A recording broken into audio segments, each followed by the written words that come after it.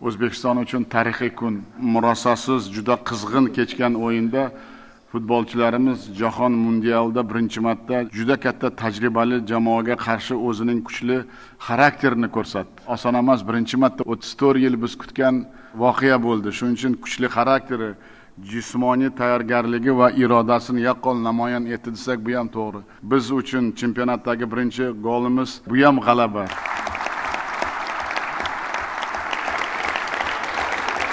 Bir narsani aytmoqchimanki, biz vatanparvar va fidoyi yoshlarimiz bilan faxrlanamiz va ular hozirgi O'zbekistonda haqiqiy qahramonlari.